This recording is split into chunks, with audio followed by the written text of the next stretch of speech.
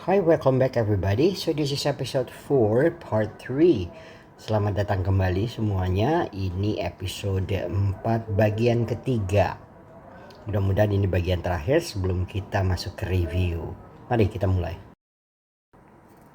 Okay, so this is skill 18 dan kemudian ini adalah kondisi atau situasi keempat di mana sentences with inverted subject verbs. Kondisi itu adalah inverted subjects and verb with conditionals. Oke, conditionals ya. Kita tahu bahwa conditionals adalah kalimat pengandaian atau adverb clause of condition yang menggunakan if ya. So in certain conditional structures, the subject and verb may also be inverted. This can occur when the helping verb in the conditional clause is had, should, or were. And the conditional connector is omitted. Jadi ada syarat ya. Ada syarat kapan conditional sentences ini akan membuat subjek dan verb terbalik. Yang pertama adalah apabila kata bantu di dalam conditional sentence-nya itu had atau should atau were. Dan kemudian if-nya dibuang. Mari kita lihat contoh. If he had taken more time, the results would have been better. Nah, kita perhatikan adverb clause of condition-nya ini. Di sini ada if konektornya, kemudian subjek he, dan kemudian had taken. Nah, ada had sebagai kata bantu di dalam if clause-nya. Oke, biar jelas mari saya hapus dulu ini ya. Nah, kita lihat yang di bawah. If-nya dibuang dan kemudian had-nya dipindahkan ke depan sehingga strukturnya menjadi verb dulu baru subjek. Kita lihat contoh berikutnya. I would help you. Lagi-lagi ini adalah conditional sentence-nya. Sebentar. If I were in a position to help. Nih, if I were in a position to help. Lagi-lagi ada kata bantu were di sini.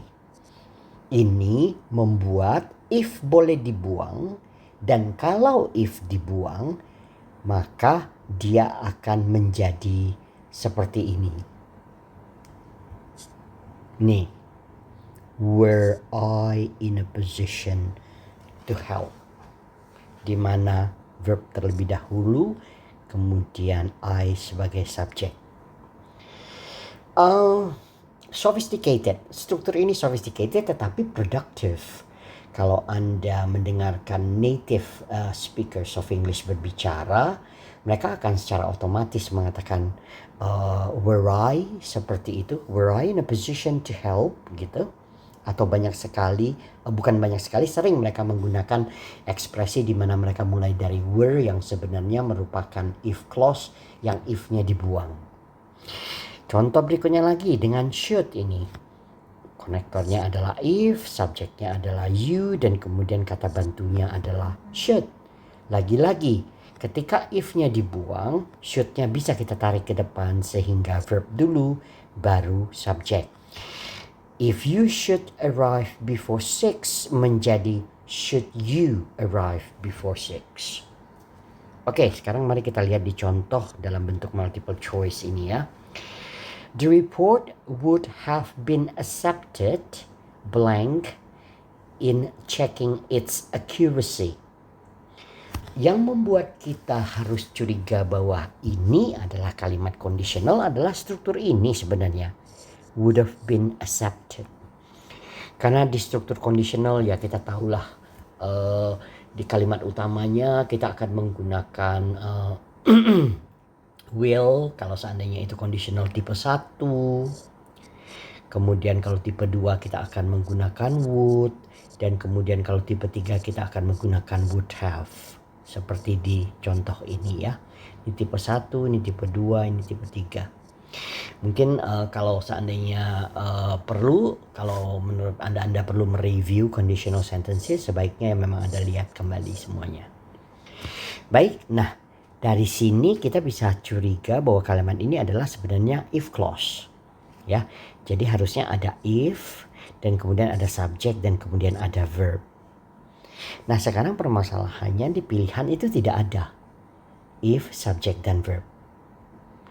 Oleh karena itu kita anggap if-nya kita buang dan kemudian verb-nya kita pindah ke depan. Jadi harusnya ini mulai dari verb dulu. Yang mulai dari verb itu adalah C dan D. Had taken langsung dua-duanya ke depan itu tidak bisa.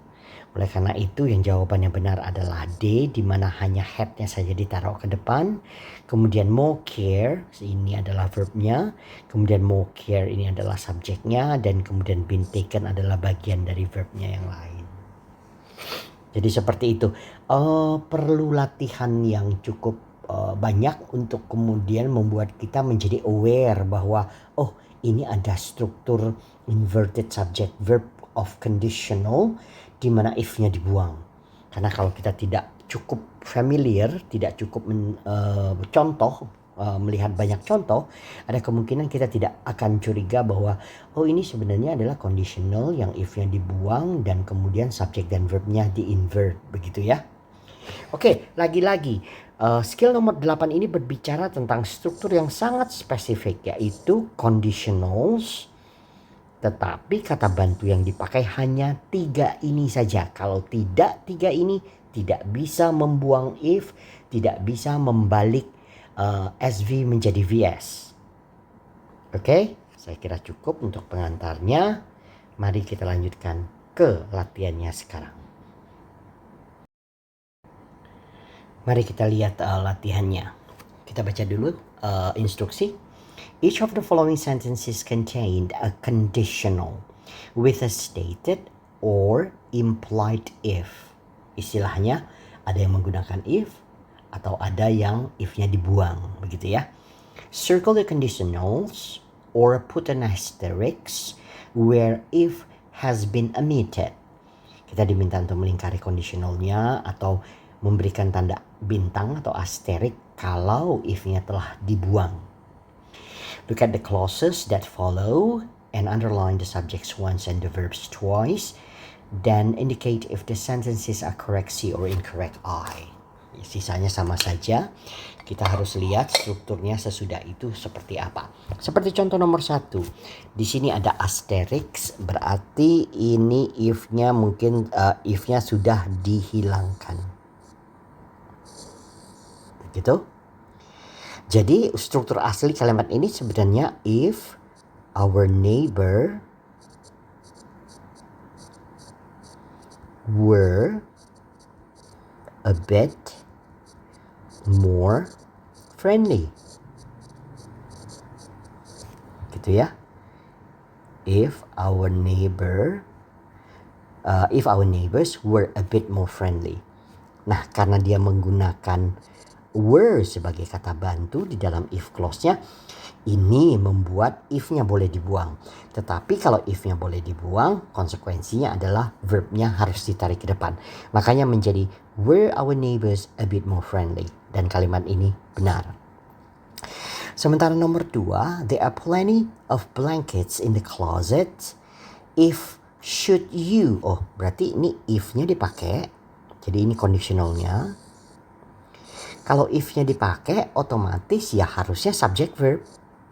Sementara ini should-nya ditarik ke depan. Salah. Harusnya if you should. Seperti itu. Okay, that's why this is incorrect. Nah, kemudian nomor 3 ini. Kita melihat kalimat ini dimulai dengan kata has. Ya, ini boleh kita kasih tanda asterisk. If-nya dibuang ini, tetapi lagi-lagi di dalam aturan yang barusan tadi kita lihat, yang diperbolehkan membuang if-nya apabila kata bantunya had, were, dan would. Sorry. Had, were, dan should. Sorry, salah. Oke. Nah, sementara ini kata kerjanya adalah has. Jadi kalau kata bantunya adalah has, tidak bisa if-nya dibuang. Ini harus mengambil bentuk lengkap. If he has enough bla bla bla, begitu.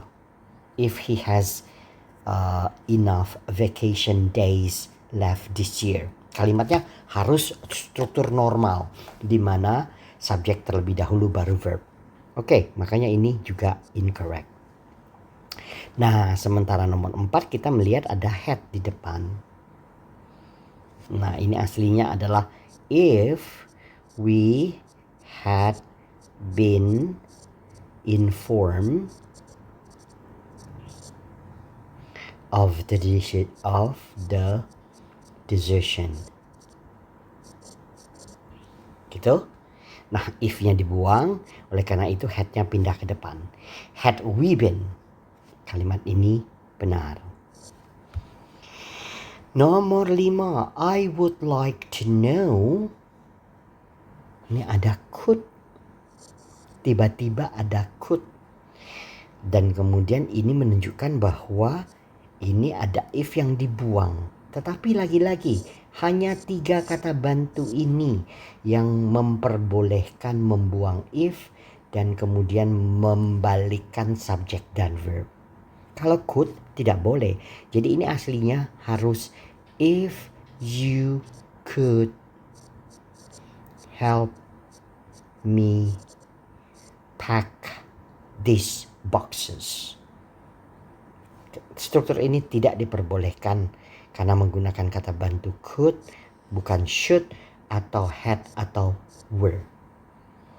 Nomor 6, he would have been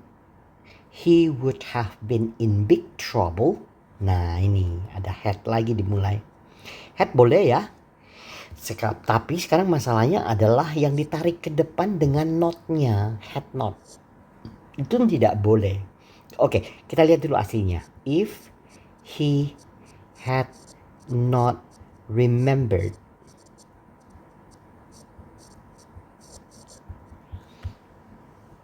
Yang boleh ditarik ke depan hanya satu kata.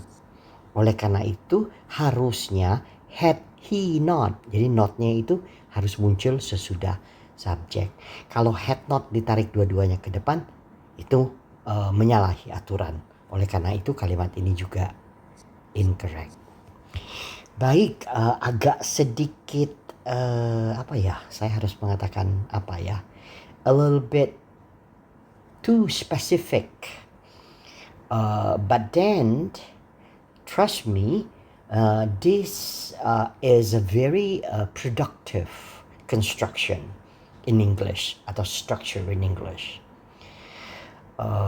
Kalau kita tidak pernah membahas ini, kita tidak akan pernah tahu mengapa tiba-tiba misalnya a native bisa mengatakan were our neighbors a bit more friendly, atau mengatakan had we been informed of the decision, dan seterusnya. Oke, saya tinggalkan 7, 8, 9, 10 untuk coba Anda analisa. Okay, here we come to the last skill in this under this big topic of sentences with inverted subject verbs. Kita sampai pada skill terakhir di bawah topik besar sentences with inverted subject verbs. Yang terakhir ini adalah skill nomor 19 yang berjudul invert the subject and verb with comparisons. Nah, ini sekarang yang menjadi fokus kita. An inverted subject and verb may occur also after a comparison. The inversion of a subject and verb after comparison is optional rather than required. And it is a rather formal structure. Yeah? Comparison bisa menggunakan struktur inverted subject verb katanya. Bisa, tetapi tidak hanya satu-satunya pilihan. Dan biasanya kalau menggunakan struktur inverted subject verbs, dia menjadi lebih formal sifatnya. Kita lihat contoh di bawah ini. My sister spends more hours in the office than John. Yang kita perhatikan adalah sesudah comparison ini ya. More hours in the office than John. John berarti hanya subjek saja. Kemudian my sister spends more hours in the office than John does. Oh, dia menggunakan subjek dan menggunakan verb. Dan kemudian yang ketiga, my sister spends more hours in the office than does John. Nah ini dia, verb subject.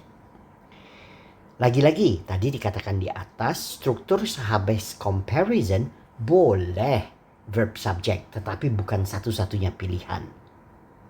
Oleh karena itu ketiga-tiganya ini benar. Yang pertama hanya menggunakan subjek benar, kedua yang menggunakan struktur subjek verb benar, dan yang ketiga yang menjadi bagian dari pembahasan kita di mana verb muncul sebelum subjek dan sehabis comparison ini juga benar. Jadi tidak harus sehabis comparison itu adalah VS ya, itu yang perlu diingat. Oke, mari kita lihat contoh sekarang. The results of the current experiment appear to be more consistent than. Nih, ada comparison. More consistent than the results of any previous tests. Berarti ini adalah subjeknya. Kita tinggal menambahkan verb kalau begitu. Kita tinggal menambahkan verb kalau begitu. Oke, jawabannya adalah were kalau begitu ya. The results of the current experiment appear to be more consistent than were the results of any previous tests. Kita tidak perlu menambahkan subjek lagi karena subjeknya ini adalah the result of any previous tests. Oke, untuk kesimpulan sekali lagi dikatakan bahwa the subject and verb may invert. Dia hanya menggunakan kata may, boleh. Ya, dibalik sesudah comparison, tetapi tidak harus. Karena kalau hanya kalau menggunakan subject verb yang normal, maksudnya subject to do baru verb juga oke, atau bahkan kalau subjek saja juga oke, seperti contoh di atas tadi. Sekarang mari kita lihat latihannya. Okay guys, let me remind you before we start doing the exercise, let me remind you bahwa tadi di skill nomor 18 saya mengatakan sudah too specific ya. Hanya 3 kata bantu yang memperbolehkan if dibuang dan kemudian struktur SV-nya berubah menjadi VS. Nah di sini lebih spesifik lagi. Hanya merupakan salah satu dari 3 alternatif struktur yang boleh muncul sesudah comparison. Lagi-lagi karena sangat-sangat spesifik ini tadi, latihan di bawah ini, saya peringatkan, akan malah ngawur kemana-mana. Baik, mari kita lihat. Each of the following sentences contains a comparison. Circle the comparisons. Look at the clauses that follow and underline the subjects once and the verbs twice. Then indicate if the sentences are correct or C or incorrect I. Dia minta kita melingkarin comparisonnya dulu dan kemudian kita lihat struktur sesudahnya di belakang. Contoh nomor 1. This candidate has received more votes than. Nah ini comparisonnya. Ini comparisonnya. More votes than. Dan kemudian di belakangnya, oh ternyata dia menggunakan V dulu, baru S, dan kemudian ini V has any other candidate ya. Subjek juga ini. Any other candidate, semuanya subjek. Oke. Oleh karena itu dia menggunakan struktur VS dan kemudian benar. Sementara nomor 2, obviously we were much more impressed with the performance than. Nah ini, more impressed with the performance Dan ini adalah comparisonnya. Kita lihat di belakangnya, oh ini ada verb. Dan kemudian sekarang permasalahannya did ini munculnya dari mana? Sementara kalimat utamanya menggunakan were. Gitu ya. Nah itu tadi saya mengatakan latihannya ini bisa salah, tapi salahnya bukan salah masalah subject verb inversion, tetapi salah di subject verb agreement. Karena kalimat utamanya menggunakan were, kenapa di sini bisa muncul did, begitu ya? Ini juga harusnya were, gitu. Makanya ini salah. Jadi ya hati-hati untuk latihan yang ini. Okay, the film that we saw last night at the festival. Nih, comparisonnya far better than. Dan kemudian belakangnya any of the other films. Berarti ini hanya subjek saja. Dan ingat tadi pada pengantar, kalau subjek saja pun pada comparison juga boleh. Oleh karena itu kalimat ini benar. The vegetables at the market this morning were, nah ini comparisonnya, far fresher than. Dan kemudian were those at the market yesterday. Ini adalah verbnya, kemudian subjeknya adalah those. Sama-sama ya, menggunakan were dan kemudian menggunakan were. Makanya betul, dia paralel atau dia agree gitu ya. Tidak seperti yang di atas tadi, yang ini, yang di depan pakai were, yang di belakang pakai did. Oke, ini correct ya. Next, number 5, I am afraid that is the condition of these tires as bad as. Nah, ini adalah comparisonnya. The conditions of other tires berarti ini adalah subjeknya. Berarti subjek saja, fine. Tetapi kalimat ini salah. Salahnya kenapa? Justru salahnya ada pada posisi is ini. Kalau Anda ingat, ini adalah konektor, semestinya kan harusnya subjek dulu, baru verb. Makanya is itu sebenarnya posisinya di sini, sesudah these tires. Kalimat ini harusnya berbunyi, I'm afraid that the condition of these tires is as bad as the conditions of the others. Nah, itu tadi lagi peringatan saya. Yang diteskan justru bukan yang berhubungan dengan subject verb inversion, tetapi yang lain-lain. Awareness kita mengenai posisi subject verb ini tadi. Lanjut nomor 6, we firmly believe that our team could achieve a much faster time ini. A much faster time than any of the others. Subjek saja. Betul? Tidak ada masalah. Oke. Baik, seperti biasa 7, 8, 9, 10 bisa Anda coba sendiri. Well everybody, that's all for episode 4 part 3. Saya pikir itulah episode 4 bagian ketiga. Dan penjelasan mengenai subject sentences with inverted subjects and verbs ini selesai. Kita pasti akan menyambungnya dengan review. Oleh karena itu saya akan meletakkan reviewnya di episode 4 part 4. You hang in there, saya akan kembali dengan review pada video berikutnya.